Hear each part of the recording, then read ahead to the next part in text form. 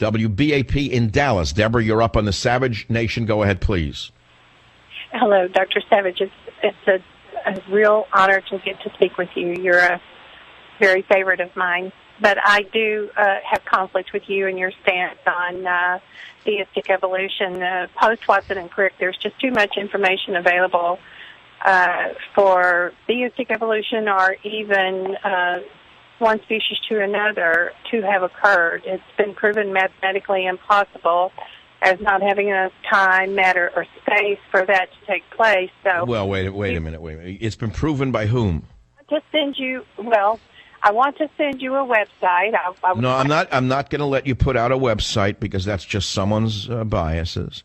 But you're alleging that my views of evolution are invalid because Darwin is wrong. Isn't that what you're saying?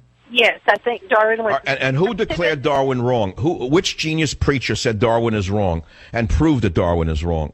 The fact that there's no junk DNA available to do the process.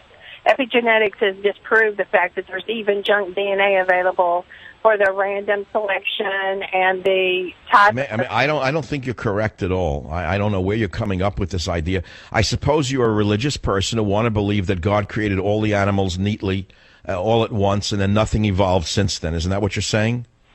I'm saying that aside and apart from the story or the printed history of a particular culture that has served to influence us the way it was meant to influence us. No, but you're of the belief system that in a fairy tale, God created every animal, mineral, and plant on Earth all at once and put that here on the Earth. Isn't that what you're alleging? Well, yes. Well, I believe that informationally Well, I noticed what you just said, I believe. Belief is not proof. Belief is not a scientific statement. Belief is you have faith in that view, but it's not accurate. And you could have all the faith you want, but it's not an accurate statement because I can prove to you that evolution does exist, and it doesn't deny the existence of God. See, they can coexist. This is the problem, is that sides don't understand that they can coexist. You don't have to be either or, a believer in science and evolution or a believer in God and creation. You can have both at the same time.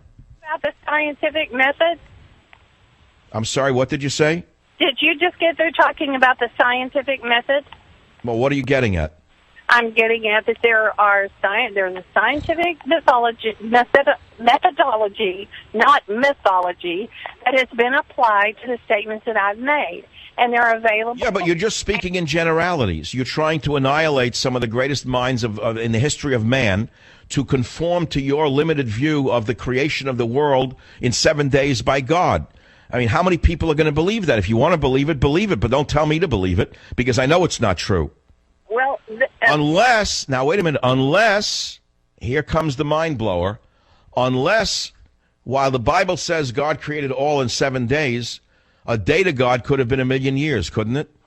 That is the day age theory, and no, I don't. Yes, that's right. So God could have created the world in 7 days, but the word day to God could have been 1,000,000 years or 10 million years or 100 million years. So the 7 days could be 700 million years to God, who is eternal. So to him, a sense of time is much different than it is to you or I.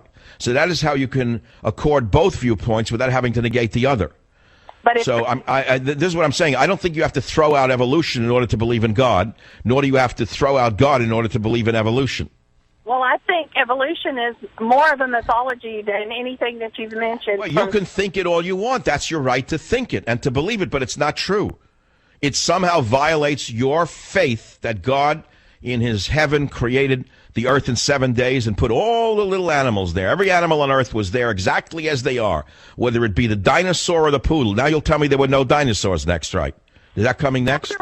No, there were lots of dinosaurs. Oh, I was afraid you were going to tell me dinosaurs didn't exist and they were invented by Spielberg.